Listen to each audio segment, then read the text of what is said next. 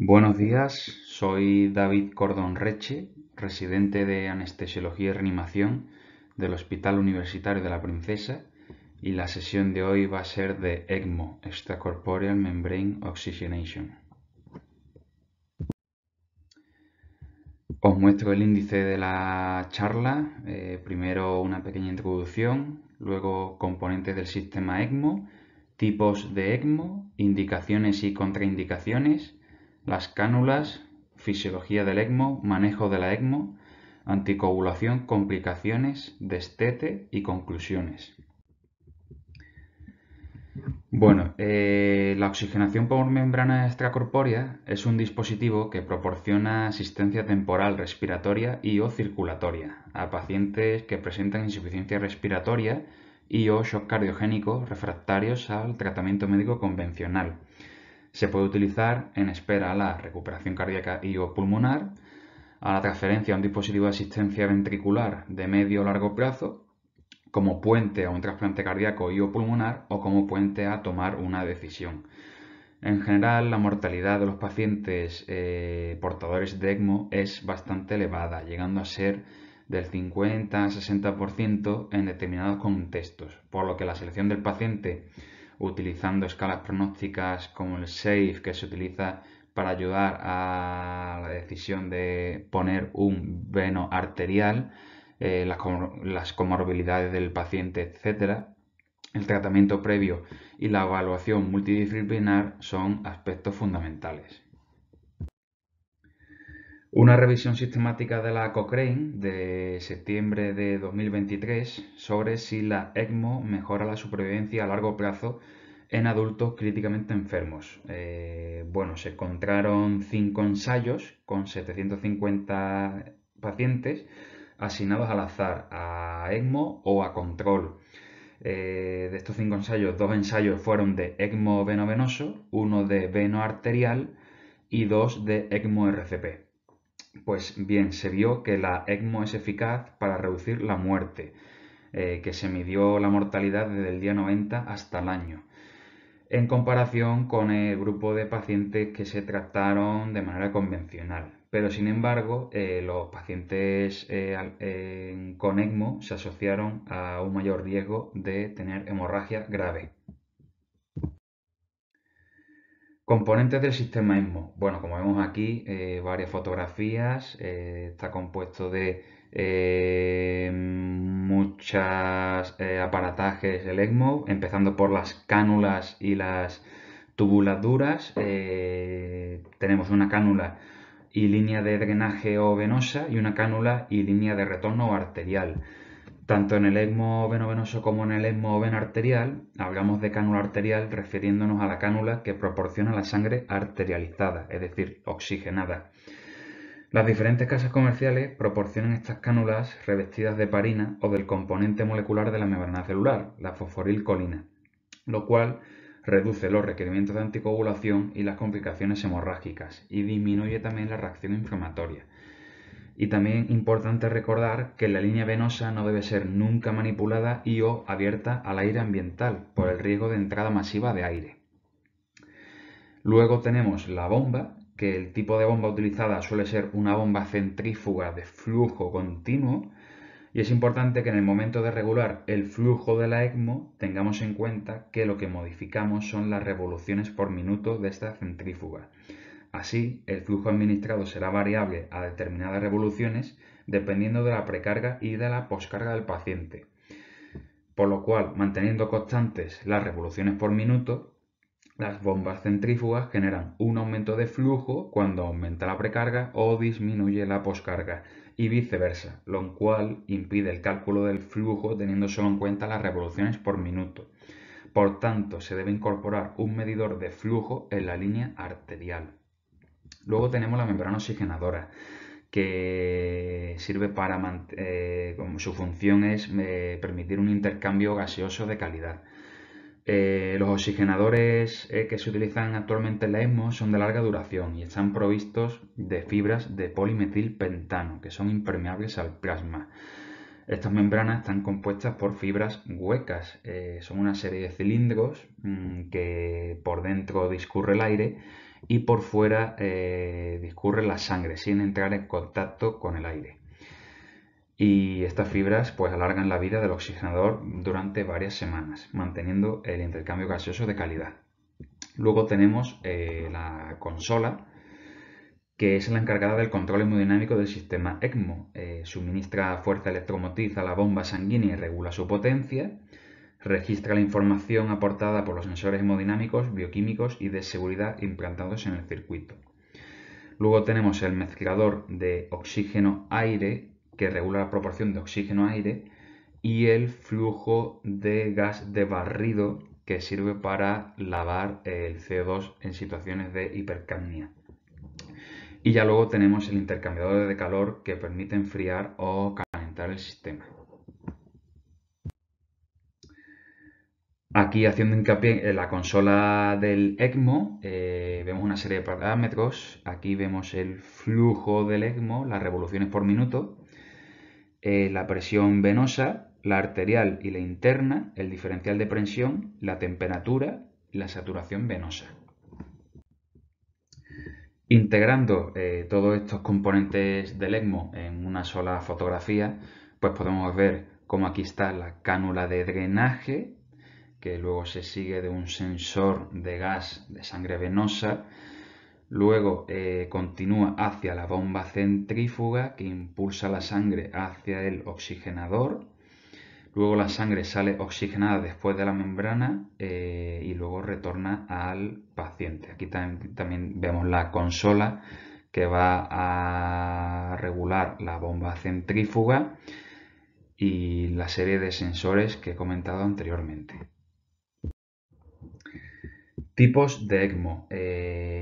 Básicamente están los circuitos tradicionales, que es de lo que voy a hablar en esta charla.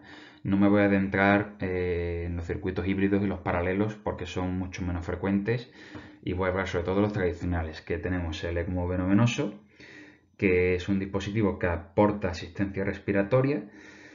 Sangre venosa oxigenada artificialmente de la cánula femoral, va hacia la bomba, luego a la membrana oxigenadora después del intercambio y regresa al lado venoso a la aurícula derecha. No otorga apoyo circulatorio y agrega el pulmón artificial en serie con el pulmón nativo. Y se recomienda la canulación femorofemoral o femoroyugular, evitando las cánulas de doble lumen por mayor riesgo de complicaciones. Luego tenemos el ECMO venoarterial, que aporta asistencia cardíaca y respiratoria. Es sangre venosa oxigenada artificialmente, regresa al lado arterial, a la aorta, otorgando apoyo circulatorio aunado al pulmón artificial en paralelo con el pulmón nativo. Y se recomienda la canulación femoro-femoral. Las indicaciones del ECMO venovenoso, pues principalmente es que nuestro paciente tenga insuficiencia respiratoria aguda, que sea potencialmente reversible, grave y refractaria al tratamiento médico convencional óptimo. Las indicaciones comunes, pues son la insuficiencia respiratoria hipoxémica, una PAFI menos de 80, después de un manejo médico óptimo que incluye, en ausencia de contraindicaciones, una prueba de posición prona. También puede ser la indicación una insuficiencia respiratoria hipercápnica a pesar de una ventilación mecánica convencional óptima. O bien un soporte ventilatorio como puente al trasplante de pulmón o una disfunción primaria del injerto tras el trasplante de pulmón. Y esto lo puede condicionar una serie de situaciones clínicas, como que nuestro paciente tenga un síndrome de distrés respiratorio agudo, una neumonía eosinofílica, una hemorragia alveolar difusa, un asma grave, un traumatismo torácico, una lesión grave por inhalación, una fístula broncopleural o un trasplante peripulmonar. ¿Contraindicaciones de la ECMO venovenosa? Pues bueno, contraindicación absoluta, también es de sentido común, pues que nuestro paciente no tenga posibilidades de recuperación y no sea candidato al trasplante, o que no le podamos quitar las cánulas a nuestro paciente. Después hay una serie de contraindicaciones relativas que muestra la ELSO, como son la patología del sistema nervioso central, que tenga una hemorragia, una lesión importante, una patología irreversible, un sangrado sistémico, que haya contraindicaciones para la anticoagulación, que tenga una inmunosupresión, que tenga edad avanzada, aunque no te establece un umbral, pero aumenta el riesgo de muerte a medida que aumenta la edad, y una ventilación mecánica agresiva. ¿Esto qué quiere decir? Que tengamos a nuestro paciente en ventilación mecánica durante más de 7 días con parámetros que no son protectivos. Por ejemplo, como bien sabemos, una presión plató más de 30, una FiO2 persistentemente elevada, más del 90%. Esto al final nuestro paciente va a repercutir que la lesión pulmonar llega a ser irreversible y que aunque le pongamos el ECMO venoso no nos va a solucionar el problema de base. En cuanto a las indicaciones del ECMO venoarterial, pues principalmente que nuestros pacientes tengan un shock cardiogénico potencialmente reversible, grave y refractario al tratamiento médico convencional óptimo. ¿Cómo define la ELSO el shock cardiogénico? Pues que tenga hipoperfusión tisular persistente, una presión arterial sistólica menor de 90 mililitros de mercurio y un índice cardíaco menor de 2,2 a pesar de tener noradrenalina mayor de 0,5 microgramos kilo minuto, dobutamina más de 20 microgramos kilo minuto o equivalente. Y aquí vemos una serie de situaciones que pueden condicionar al shock cardiogénico, como por ejemplo la sepsis, la cardiopatía aguda posparto, trauma, posinfarto agudo de miocardio, una miocarditis, una parada cardiorrespiratoria, poscardiotomía, etc. ¿Contraindicaciones del ECMO venoarterial? Pues bueno, un poco como el ECMO venoso, también un poco de sentido común, ¿no? Que la recuperación cardíaca sea poco probable y no tenga indicación de trasplante, que tenga una baja esperanza de vida por enfermedades terminales de órganos periféricos, tumores malignos, una insuficiencia aórtica grave, una enfermedad vascular grave con afectación extensa de los vasos aórticos y periféricos, una disección de aorta tipo A o tipo B, un deterioro neurológico grave, una enfermedad inmunológica grave o bien una cirrosis hepática. Y bueno, una vez que sabemos que es el ECMO, que hemos seleccionado bien a nuestro paciente, que tiene una indicación clara y no tiene contraindicaciones, un paso muy importante ahora es seleccionar las cánulas, es decir, qué tamaño y en qué posición ponemos las cánulas. Bien, aquí os he traído un par de tablas de la Asociación Americana de Cirujanos Pediátricos que recomiendan en función del peso del paciente, tanto en veno venoso como en vena arterial, la selección del tamaño de la cánula adecuada. Bueno, estos son tablas que nos pueden ayudar en el día a día y recordar que un French es el diámetro en milímetros por 3, de modo que si ponemos un catéter de 21 French equivale a un diámetro de 7 milímetros. Pero la forma más frecuente de ayudarnos a elegir el tamaño de la cánula es con el uso de la ecografía. El tamaño de la cánula de drenaje venoso es el mayor determinante del flujo del ECMO y se debe intentar siempre colocar la cánula más grande posible para posibilitar un flujo óptimo con mínima resistencia. Aunque también a mayor tamaño de la cánula hay mayor riesgo de trombosis y de isquemia, además de mayor presión del circuito.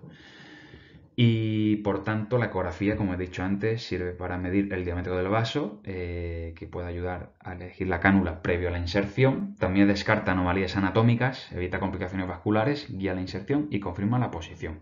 Se puede utilizar tanto la ecografía transesofágica como la transtorácica. Y también recordar que justo antes de colocar la cánula hay que heparinizar a nuestro paciente, hay que administrar un bolo de heparina entre 50 y 100 unidades internacionales por kilogramo, incluso si el paciente tiene coagulopatía y sangrado, según la guía ELSO de 2017. Bueno, y una vez que tenemos el tamaño de la cánula y por dónde vamos a canular, ahora voy a hablar un poco del abordaje, que puede ser una canulación central o periférica. La central se utiliza en hemoveno arterial y se puede utilizar en hemoveno arterial y se puede de forma quirúrgica. Pero lo más frecuente y recomendable es la canulación periférica, que se puede utilizar en ambos tipos de ECMO y se puede utilizar de manera percutánea, que es la más frecuente también, o quirúrgica. Las recomendaciones de la ELSO es la canulación periférica puede asociarse con mejores resultados, y en caso de enfermedad vascular grave se debe considerar la canulación de la arteria subclavia axilar. Se recomienda la perfusión ipsilateral de la extremidad en el momento de la canulación inicial de la arteria femoral para evitar la isquemia del miembro inferior. Y como he dicho antes, la canulación central puede considerarse sobre todo en situaciones de postcardiotomía y si nuestro paciente tiene una enfermedad vascular periférica grave. Ventajas y desventajas de la canulación central, pues que proporciona un flujo anterógrado, que luego explicaré en qué consiste además el flujo retrógrado y cuáles son sus inconvenientes. Y como desventaja de la canulación central, sobre todo es que tiene un alto riesgo de sangrado. Por lo cual, en la más intentamos siempre canalizar de manera periférica y percutánea, ya que no tiene como ventajas una incisión quirúrgica y reduce mucho el riesgo de sangrado. Aunque como desventajas, que luego explicaré, proporciona un flujo retrógrado y puede tener complicaciones vasculares. Bueno, y hablando ahora un poco de fisiología del ECMO, dos conceptos importantes. El flujo nominal o rate of flow es el flujo de sangre al cual la sangre venosa, que está saturada al 75%, con valores normales de hemoglobina, sale saturada después de la membrana oxigenadora al 95%. Y la máxima transferencia de oxígeno es la cantidad de oxígeno transferido por la membrana cuando se encuentra en su flujo nominal. Habitualmente se obtiene 4 o 5 mililitros de oxígeno por decilitro, que es igual que el pulmón normal, y una membrana con un flujo nominal de 4 litros proporciona unos 200 mililitros por minuto de oxígeno. Y bueno, nuestro objetivo principal en la ECMO es proporcionar una adecuada perfusión tisular y que el oxígeno llegue adecuadamente a los órganos. Recordando un poco de fisiología, el suministro de oxígeno depende del contenido arterial de oxígeno por el gasto cardíaco. El contenido arterial de oxígeno depende del oxígeno unido a la hemoglobina, que la hemoglobina por la saturación por 1,34, más el oxígeno disuelto en sangre, que es la PO2 por 0,003, que da en torno a 700-800 mililitros minuto por metro cuadrado de oxígeno. Y también está el consumo de oxígeno, que es el contenido arterial menos el contenido venoso por el gasto cardíaco, que da unos 120 mililitros minuto por metro cuadrado. En condiciones normales, la DO2, relación DO2-VO2, tiene que ser de 5:1. En el paciente portador del ECMO, nuestro objetivo va a ser mantener el suministro de oxígeno sistémico al menos 3 veces el consumo de oxígeno, es decir, una relación de DO2-VO2 mayor de 3. Y cuando el paciente está en situación de shock o cualquier otra situación que disminuye el suministro de oxígeno o aumenta el consumo de oxígeno, tenemos una relación menor de 2:1, entra ya en metabolismo anaerobio y el paciente entra en fracaso multiorgánico. Por tanto, el transporte de oxígeno total en ECMO, ¿de qué va a depender? La DO2 total de la DO2 de la membrana más la DO2 del pulmón nativo.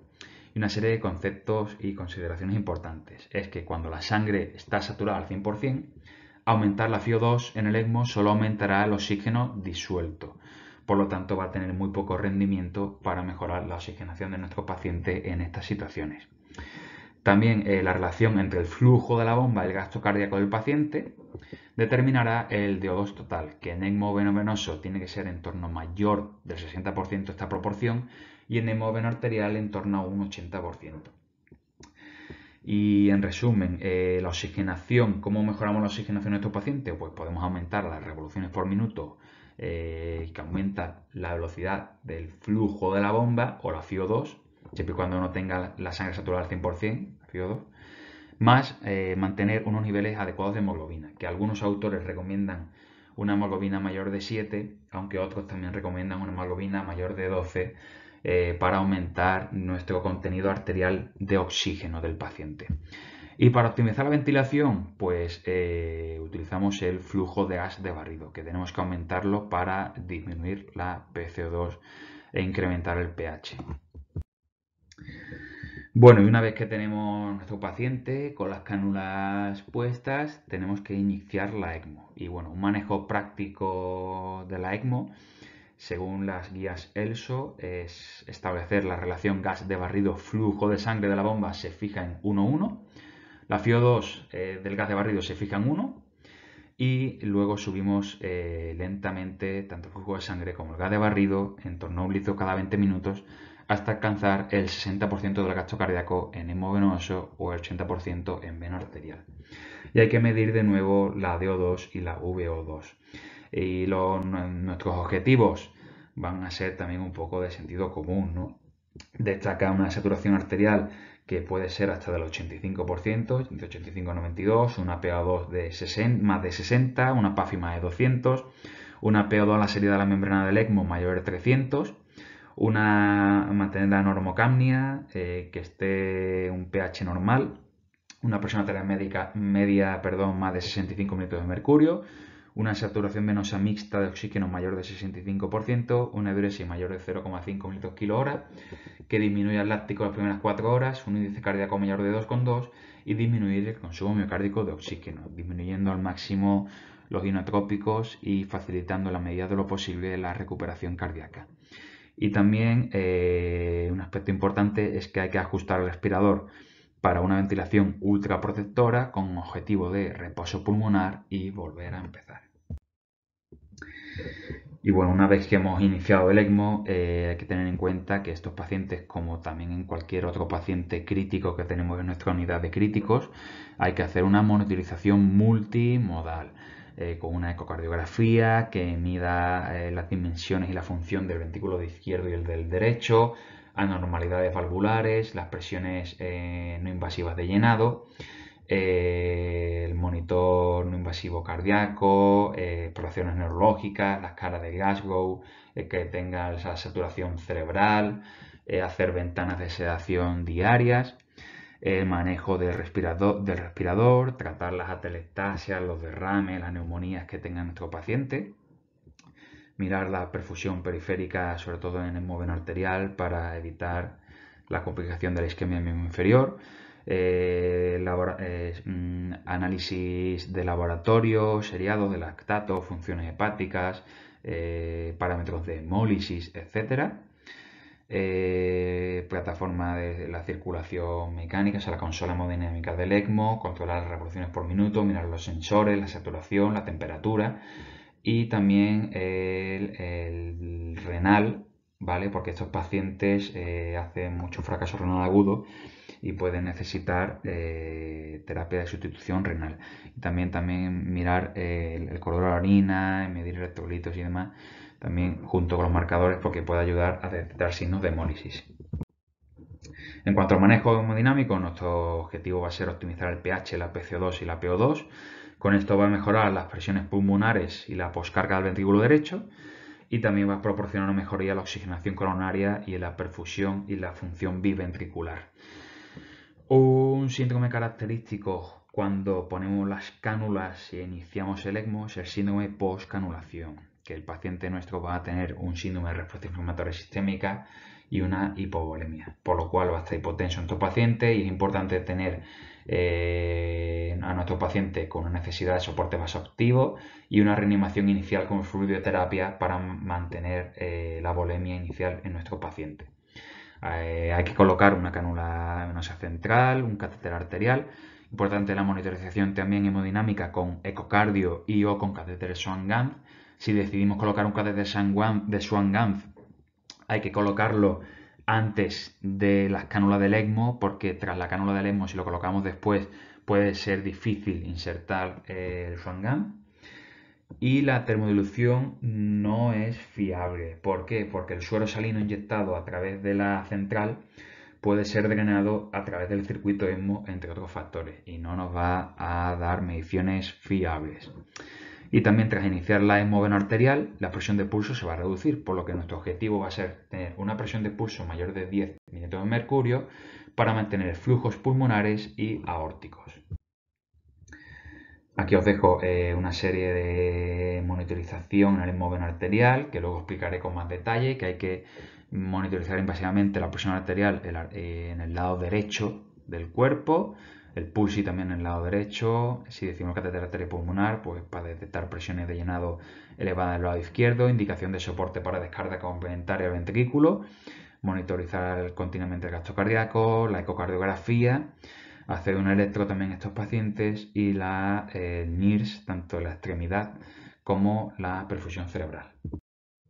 Cuanto a manejo respiratorio, pues el principio clave es proteger a nuestro pulmón, hacer un reposo pulmonar durante la ECMO veno-venoso, ya que el intercambio de gases es apoyado principalmente por la ECMO y no por los pulmones nativos, ya que están gravemente dañados. Y se recomienda la ventilación mecánica protectora o ultraprotectora para limitar la lesión pulmonar inducida por el ventilador, el VILI. Y el manejo debe realizarse ajustando en el circuito ESMO los parámetros y no aumentando la configuración del ventilador. Una opción en estos pacientes es considerar la extubación, aunque también tiene sus riesgos, ya que si nuestro paciente está taquipneico, está infrasedado, tiene hipercapnia, todo esto va a aumentar el drive respiratorio y puede producir PSILI y puede ser perjudicial para nuestros pacientes. Mirando una serie de artículos, los dos únicos parámetros o maniobras que están asociadas a una disminución de la mortalidad es tener a estos pacientes con una driving pressure menor de 15 y hacer una posición en prono. Estos dos aspectos están asociados a disminución de la mortalidad en pacientes portadores de ECMO.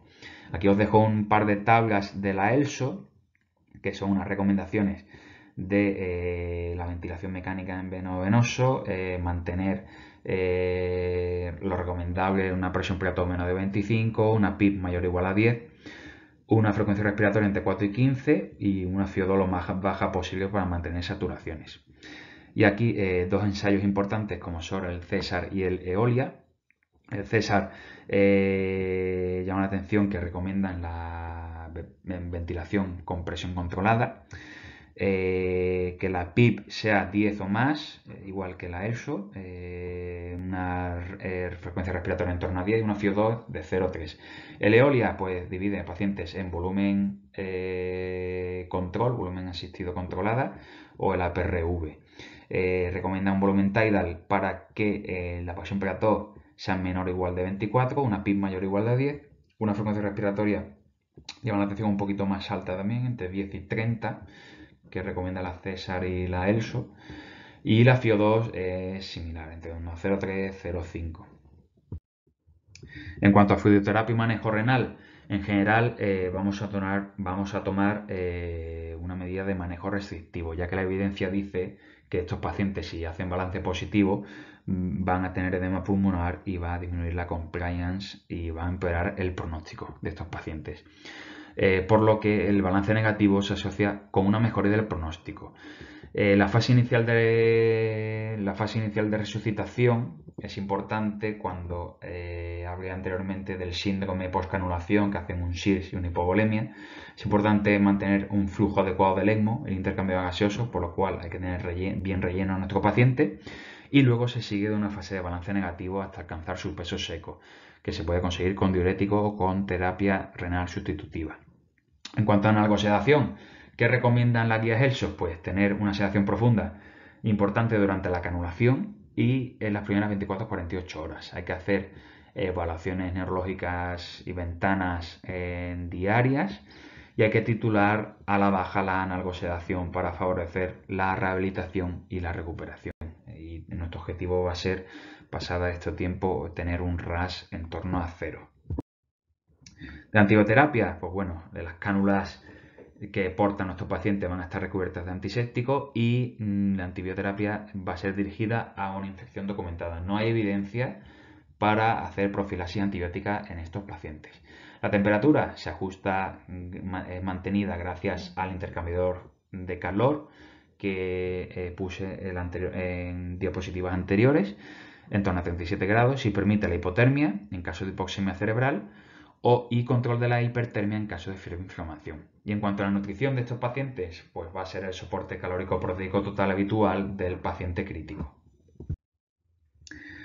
De anticoagulación, un apartado muy importante en el ECMO es que es necesaria la anticoagulación para la mayoría de los pacientes portadores de este dispositivo de asistencia para prevenir la coagulación del circuito.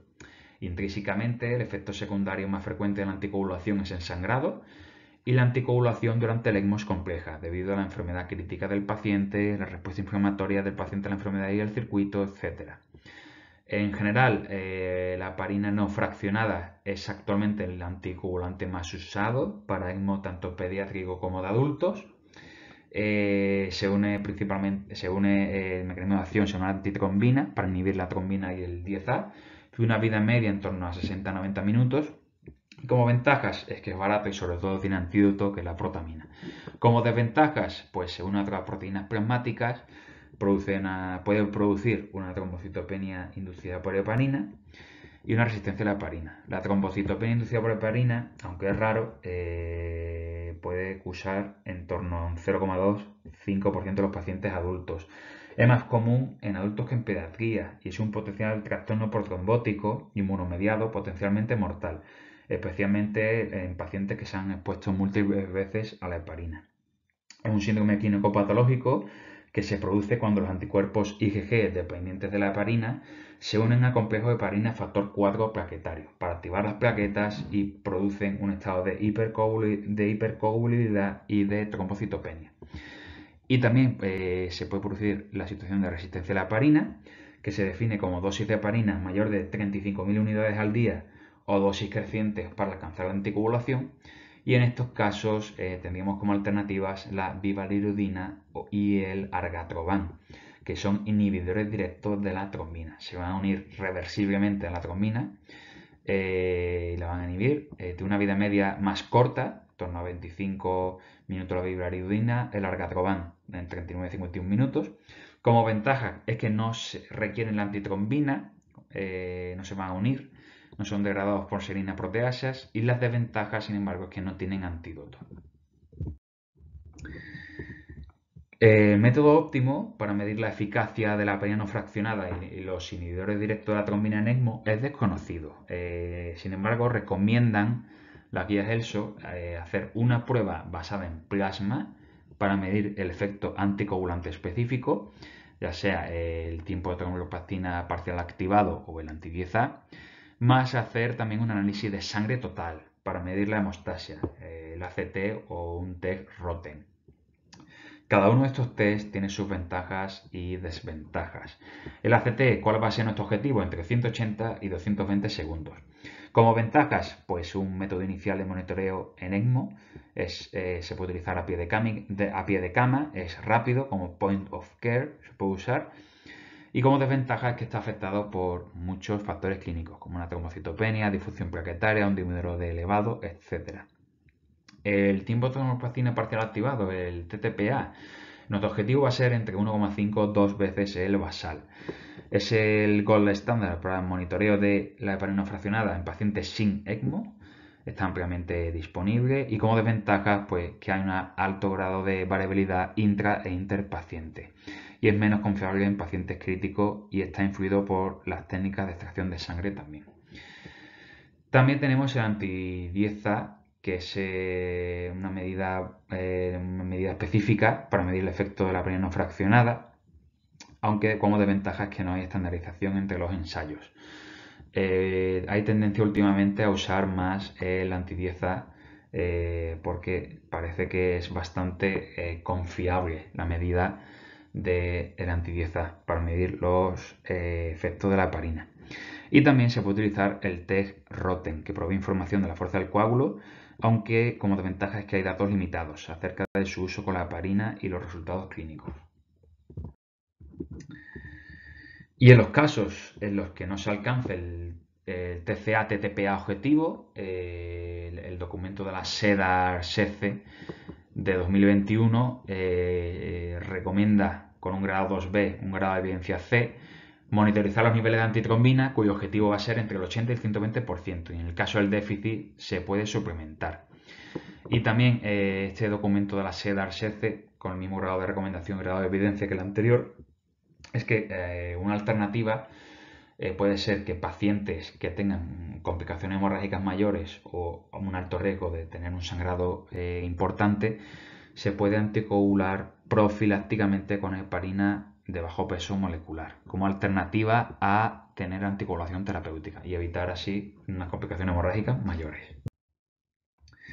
Aquí os dejo una serie de tablas para que lo miréis tranquilamente después de la presentación, que son de la guía HELSO, que es la frecuencia de monitoreo en función de las pruebas que hagamos, por ejemplo el ACT cada 1 a 2 horas, el antipieza cada 6 a 12 horas, y la titulación de pared no fraccionada en función de los niveles de antipieza y del rango objetivo ACT, y también una tabla de cómo ajustar la heparina en función del antipieza, los valores y el TTPA. ¿Complicaciones de la ECMO? Pues bueno, hay bastantes complicaciones, como vemos aquí. Las más frecuentes son las hemostáticas, el riesgo hemorrágico y trombótico que tienen estos pacientes. Puede haber problemas de intercambio gaseoso, que tienen hipoxemia, recirculación, hipercapnia, acidosis. Problemas del circuito, que haya desplazamiento movimientos, que son chattering de las cánulas, embolismo aéreo, trombosis, problemas en la bomba, que haya un flujo inadecuado, que haya émbolos, trombos, problemas también en la membrana oxigenador, que haya un aumento de presiones, también émbolos, trombos. Estos pacientes van a tener también una alta incidencia relativa de ictus, pueden tener ictus estos pacientes, que haya alteraciones de la volemia, hidroelectrolíticas y fracaso renal, que requieran terapia de sustitución renal. Estos pacientes también pueden tener infecciones, y luego hablaré de unas complicaciones específicas de la ECMO venoarterial, como es la sobrecarga del ventrículo izquierdo, el síndrome de Arlequín y la isquemia de la extremidad inferior. Voy a comentar las complicaciones más importantes y más frecuentes, como son el sangrado y la trombosis. Aquí vemos en este artículo de 2018 de Thomas y sus compañeros que la etiología del sangrado y la trombosis es múltiple, es multifactorial en estos pacientes con ECMO. Pues estos pacientes tienen deficiencia de factor de coagulación, tienen trombocitopenia, un síndrome de Bob-Willebrand adquirido, hiperfibrinolisis, una deficiencia de factor 13, una hemólisis, etc. Pueden tener también anticoagulante lúpico. Todo esto contribuye a mayor riesgo de sangrado y de trombosis. Las guías ELSO, que recomiendan como objetivos de productos a transfundir, pues las plaquetas, que si el paciente está con sangrado, el objetivo es tener más de 100.000 plaquetas. Si no tiene sangrado, pues más de 50.000. El INR tiene que estar menor de 1,5. Si el paciente está con sangrado, si no tiene sangrado, puede ser aceptable menor de 3, y hay que reponer con plasma fresco congelado. El fibrinógeno tiene que estar en niveles adecuados, más de 1,5 si tiene sangrado previo a cirugía, más de 1 si no tiene sangrado. La hemoglobina, como he comentado anteriormente, más de 7 o algunos autores recomiendan mayor de 12 para aumentar el contenido arterial de oxígeno. Y también si nuestra anticoagulación, nuestro objetivo de TCA y TTPA no se alcanza, es recomendable una opción es medir la antitrombina, y si está con niveles disminuidos hay que reponer con antitrombina. Un problema frecuente de estos pacientes portadores de ECMO es la hipoxemia, que cierta hipoxemia es común, ya que sangre oxigenada siempre se va a mezclar con la circulación nativa desoxigenada. Una saturación baja puede ser tolerable, aunque una saturación menos del 85% puede ser crítica. Causas de hipoxemia de diagnóstico diferencial, pues básicamente que la relación flujo de ECMO gasto cardíaco del paciente sea baja, menor del 60%. Puede ser por un flujo sanguíneo de la ECMO baja o porque haya un aumento del consumo de oxígeno, como por ejemplo que el paciente tenga sepsis, que haya un empeoramiento de la función pulmonar nativa, que haya fenómeno de recirculación, que luego lo voy a explicar, o que haya un fallo del oxigenador. ¿Qué opciones tenemos? Pues si tenemos una causa tratable, corregirla. Si tiene un elevado consumo de oxígeno, pues si tiene fiebre, tratar la fiebre. Si está infrasedado, mantener buena sedación al paciente. Y si tiene recirculación, valorar retirar la cánula de succión. Si aparentemente no vemos causas tratables, las guías ELSO recomiendan estos 5 abordajes. Lo más importante y una de las principales acciones es incrementar el flujo del ECMO. La segunda opción es incrementar la FiO2, aunque como bien he dicho anteriormente, tiene esto un rendimiento bajo si la saturación de oxígeno post-oxigenador es del 100% o cercana al 100%. Otra opción es reducir el gasto cardíaco nativo del paciente, por ejemplo, utilizando un betabloqueante a dosis bajas, aunque esto también disminuye el suministro del oxígeno, por lo cual el efecto global de poner un betabloqueante a veces es difícil de predecir y hay que individualizar cada caso, aunque bueno, también es una opción a tener en cuenta si nuestro paciente está hipoxémico. También considerar transfusiones para aumentar el contenido arterial de oxígeno, mantener esa hemoglobina más de 7, o bien si a pesar de todas estas medidas nuestro paciente está hipoxémico, podemos aumentar la hemoglobina también más de 12 para aumentar el contenido arterial de oxígeno. Y también se puede emplear una hipotermia leve para disminuir la VDO2, el consumo, y disminuyendo la utilización de oxígeno. La recirculación es otra complicación que puede ocurrir, es un fenómeno exclusivo de la ECMO venovenoso y ocurre cuando la cánula de drenaje extrae sangre oxigenada de la cánula de retorno, por lo que reduce la eficiencia con la que la ECMO proporciona oxigenación. Por tanto, este fenómeno lo que va a proporcionar es que no va a participar la oxigenación sistémica, o sea, el oxígeno no va a participar en la oxigenación sistémica porque nuestro paciente va a estar hipoxémico y se va a manifestar también con aumento de la saturación venosa y una coloración roja del drenaje venoso. ¿Qué factores afectan a la recirculación? Pues en primer lugar la posición y la configuración de las cánulas, la ECMO venovenosa de 2 sitios con canulación femoral y yugular interna, el chorro de reinfusión se dirige hacia el puerto de drenaje. Cuando las cánulas de drenaje y reinfusión están más cerca, se puede esperar una mayor cantidad de recirculación. Por lo cual, cuanto más cerca estén las cánulas, mayor recirculación va a tener. Y los cambios en la posición del paciente también pueden afectar la cantidad de recirculación, aunque esta relación es menos predecible. También va a influir la velocidad de la bomba, el tamaño de la cánula y el flujo sanguíneo extracorpóreo, que los aumentos de la velocidad de la bomba y el caudal sanguíneo del ECMO se correlacionan con aumentos de la recirculación, con relaciones variables según el tipo, tamaño y posición de la cánula y el método utilizado para medir la recirculación. Y el uso de cánulas más grandes puede mitigar la cantidad de recirculación, al permitir tasas de flujo sanguíneo más altas, con menos presión venosa negativa en la rama de drenaje.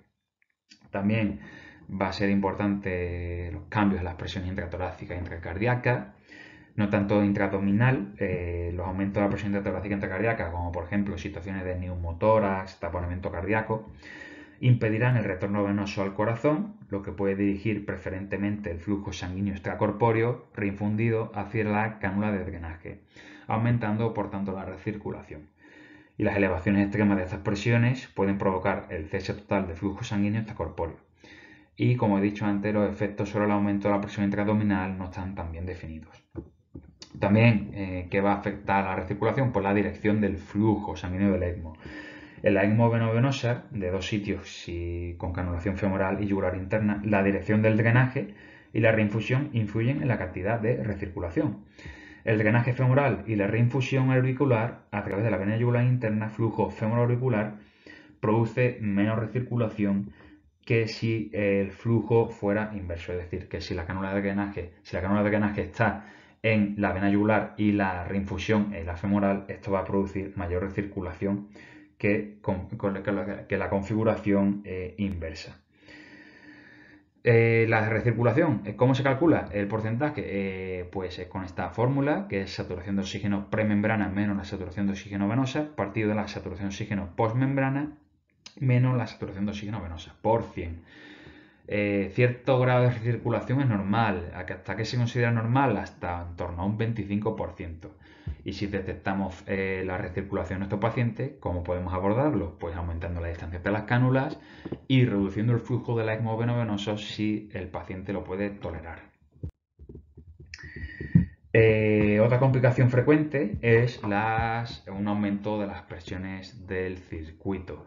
Voy a explicar brevemente qué son las diferentes presiones que tenemos en el sistema ECMO. Aquí tenemos primero la P1, que es la P venosa, presión venosa, es la presión de succión negativa aplicada para extraer sangre vía la cánula de drenaje. Luego la sangre discurre por la bomba impulsa la sangre a través del oxigenador y aquí tenemos dos presiones, que es la P2, que es la presión premembrana, también llamada presión interna, y es la presión positiva que impulsa la sangre a través del oxigenador. Y la P3 es la presión postmembrana o presión arterial, que es la presión positiva que regresa al paciente.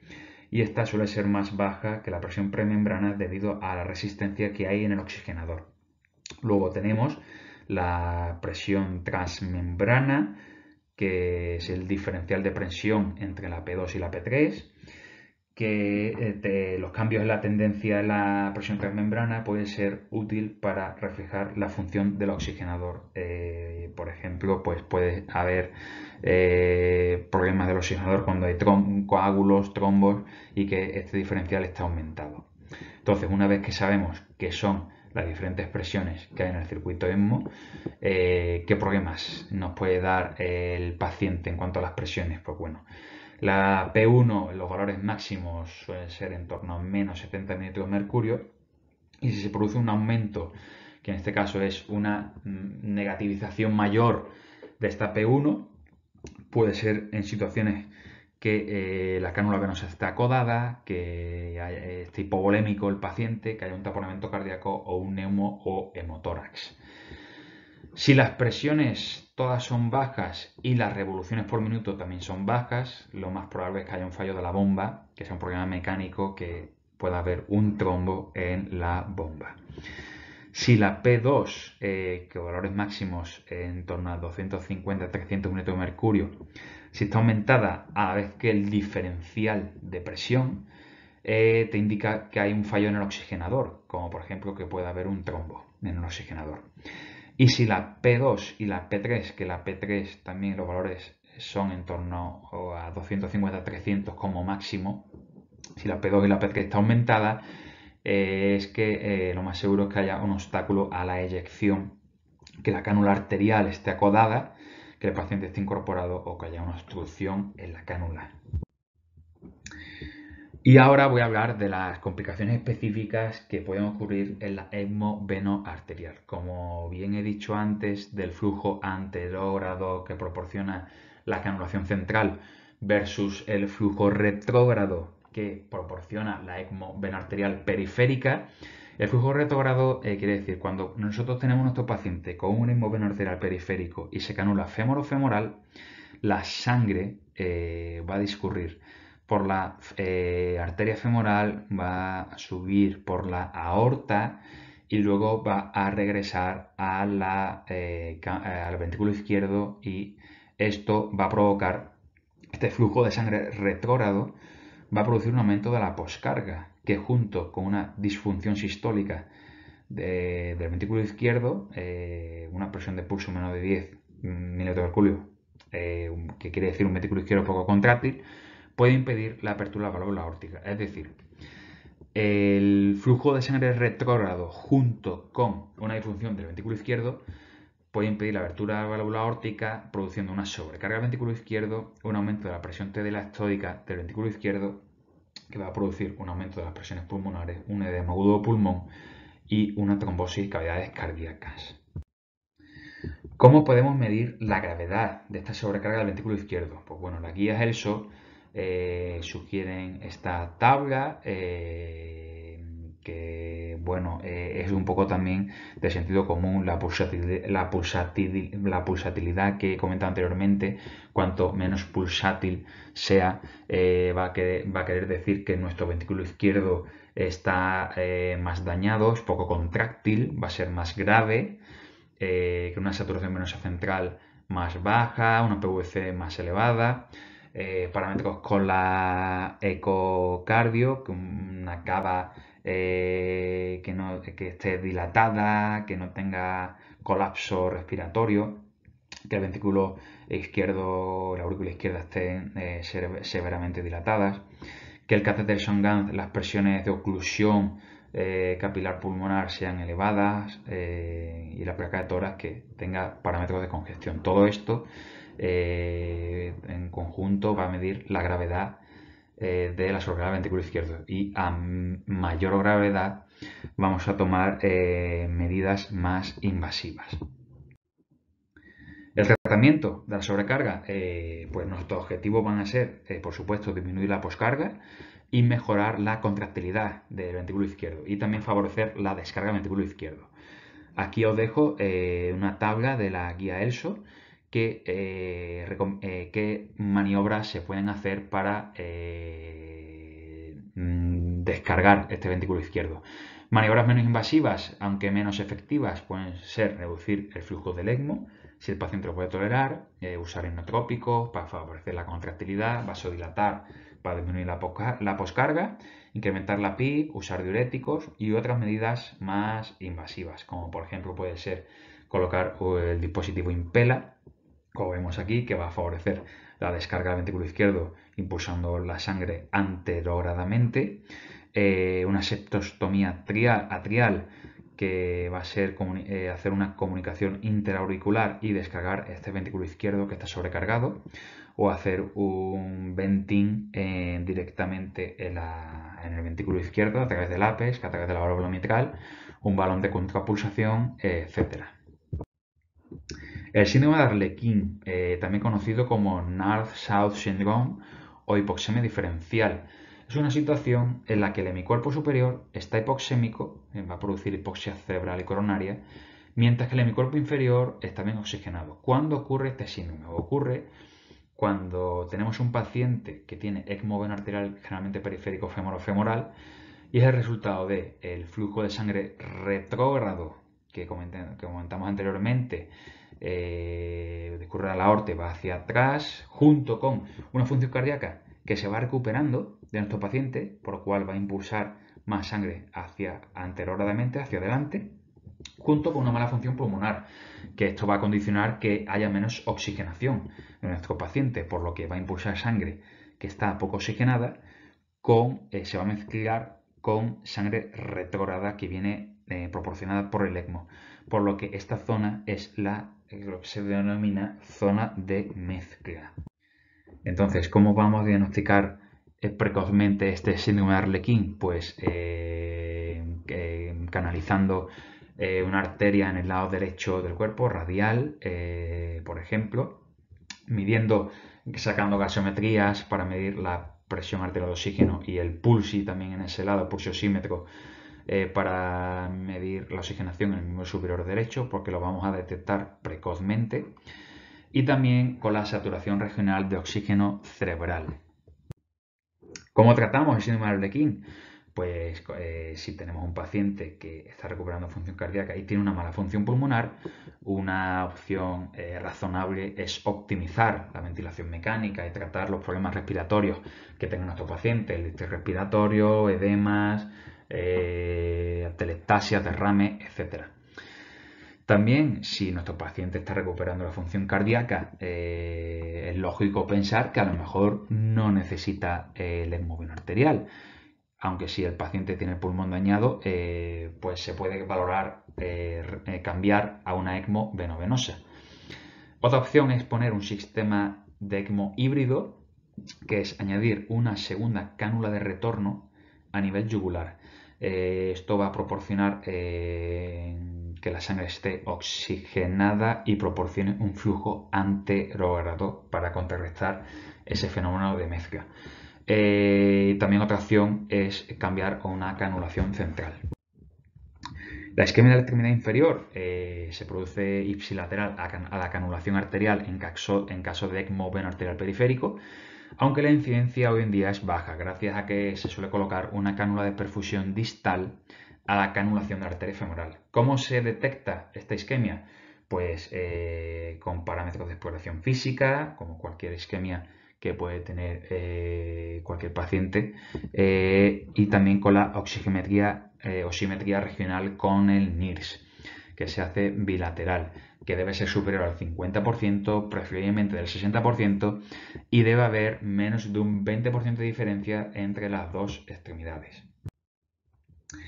Y ya, por último, tenemos a nuestro paciente con ECMO que está recuperando función cardíaca y o pulmonar. ¿Y cómo destetamos a estos pacientes? Pues bueno, hablando del destete del ECMO venovenoso, la guía ELSO dividen a los pacientes en dos, en pacientes intubados y en pacientes no intubados. ¿Qué winning trial se pueden hacer en estos pacientes? Pues pacientes pues que cumplen parámetros de oxigenación de FiO2 persistentemente menor del 60%, una PIB menor o igual a 10, una PO2 más de 70, que tengan parámetro de ventilación, pues un tidal menos de 6 litros kilo, una presión plató menos de 28, una frecuencia menos de 28, y que el paciente no tenga excesivo trabajo respiratorio y que tenga un aceptable pH y PC2. Al final, todos estos parámetros son también de sentido común y nos indicaría que en estos pacientes se está recuperando y se podría hacer un intento de quitar el ECMO. En pacientes no intubados, pues tener una PA2 más de 70 y que depende del aporte de oxígeno que tenga, que con la cánula nasal sea menos de 6 litros o con un 20 más, con el alto flujo sea menos de 40 litros por minuto, con una FiO2 menos de 0,3, y que la ventilación, pues que al final que el paciente no tenga trabajo excesivo respiratorio y que tenga un pH y una PCO2 aceptable, y que también haya una mejoría en la radiografía de tórax. ¿Qué pasos a seguir recomienda la ELSO para destetar a estos pacientes con ECMO venovenoso? Pues bueno, primero recomiendan reducir la fracción de oxígeno suministrada, recomiendan reducir la FiO2 del 1 al 0,21 en decrementos de aproximadamente un 20%, manteniendo saturaciones aceptables, más del 92%, o una PO2 al menos del 70%. Luego, segundo paso es reducir el flujo de barrido, que recomiendan reducirlo entre unos 0,5 un litro por minuto. Comprobar con gasometrías el pH, la PCO2 y cómo está el paciente de trabajo respiratorio. Hacer una prueba de apagar el flujo de barrido y ya luego prepararnos para la decanulación del paciente. Que aquí es importante recordar que hay que mantener la heparina al menos durante una hora previo a la decanulación, y que tras quitar la cánula es importante monitorizar a estos pacientes con ecografía para detectar trombosis venosa, porque estos pacientes pueden seguir teniendo trombos después de quitar las cánulas. Y la ELSO también recomienda, en función de pacientes intubados, si están en volumen control, modos regulados por volumen o modos regulados por presión. Regulado por volumen, recomiendan hacer intentos de aumentos de 1 mililitro kilo en el volumen tidal hasta 6 mililitros kilo, siempre y cuando manteniendo la presión plató menos de 28 centímetros de mercurio. Si cumple esto, puedes hacer un winning de estos pacientes. El regulado por presión, pues liberalizar la presión total a no más de 28 centímetros de mercurio y asegurar que el volumen tidal es por encima de 6 mililitros kilo. Parámetros clínicos, pues monitorizar la frecuencia respiratoria, volumen minuto, y evitar el trabajo excesivo del paciente, el trabajo respiratorio del paciente. Si tenemos un paciente con ECMO arterial, ¿cómo lo vamos a destetar? Pues ¿cuándo se va a desconectar? Pues los pacientes que han experimentado una recuperación cardíaca suficiente. ¿Cómo define la ELSO la recuperación cardíaca suficiente? Pues que tengan una necesidad de un soporte inotrópico vasoactivo mínimo para mantener una presión de pulso adecuada, mayor de 10 mililitros de mercurio, una presión arterial media, más de 65 mililitros de mercurio, una saturación central venosa mixta más de 60-65, a 2,5 litros minuto de flujo del ECMO, vena arterial. Al final, lo que comenté, la diapositiva del manejo, los objetivos hemodinámicos y respiratorios también es un poco de sentido común, y cuando nuestro paciente está empezando a recuperarse, es lógico pensar que se puede hacer una prueba de destete. Hay que garantizar la anticoagulación durante la fase de bajada de flujo de la bomba. porque cuando bajamos el flujo puede haber mayor tendencia a trombosis y hay que tener bien anticoagulados estos pacientes. Hay que hacer monitorización con ecocardio y o con Swan-Ganz. Y propone la ELSO bajar el flujo del ECMO 500 mililitros cada 5 o 10 minutos hasta 1 litro por minuto.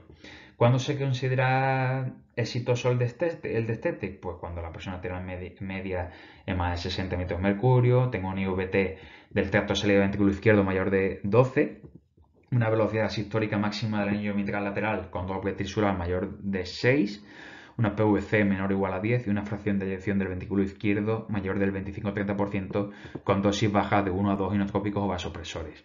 ¿Qué son dosis bajas de inotrópicos vasopresores? Pues la ESO recomienda estas dosis que definen estas dosis bajas, pues por ejemplo, si el paciente tiene noradrenalina que tenga menos de 0,06 microgramos kilo minuto, o si tiene dobutamina, por ejemplo, que tenga menos de 3 microgramos kilo minuto. Bueno, ¿y cuánto podemos tener a estos pacientes con ECMO? Pues bueno, la duración de la ECMO es directamente proporcional a la tasa de mortalidad, puesto que a mayor duración, mayor riesgo de que aparezcan complicaciones. Lo normal, la duración es muy variable, pero en torno a 9-14 días pueden estar estos pacientes, aunque hay algunos que pueden requerir 4 semanas o más. Y también hay que tener en consideración cuando nuestro paciente pues puede ser una medida fútil utilizar el ECMO. Es importante reunirse el equipo ECMO e informar bien a la familia en caso de que nuestro paciente no tenga una mejoría en la función cardíaca y o respiratoria y no sea candidato ni a un trasplante ni a un dispositivo de asistencia ventricular a largo plazo, pues en estos casos se recomienda adecuar el esfuerzo terapéutico. Y como conclusiones, pues es muy importante establecer la indicación de forma clara, tener las indicaciones en mente, como nuestro paciente, utilizar escalas pronósticas previo a iniciar el ECMO, que se ha visto que la ECMO es eficaz en rescatar a pacientes críticos con insuficiencia respiratoria y o shock cardiogénico grave cuando han fracasado los tratamientos convencionales, aunque no está exento de complicaciones, las más frecuentes, pues hemorragia, trombosis, etc. Nuestro objetivo va a ser garantizar la adecuada perfusión tisular, que llegue el oxígeno a los órganos, y el transporte de oxígeno va a depender de la relación entre el flujo del ECMO y el gasto cardíaco nativo del paciente. Y es importante también tener en cuenta los niveles de hemoglobina. Esta es la bibliografía que me he basado en la presentación, me he basado en las guías ELSO, en el documento de la SEDAR y la SECE sobre el manejo del ECMO en 2021, la revisión sistemática de la Cochrane de 2023 y un par de libros de medicina intensiva. Muchas gracias.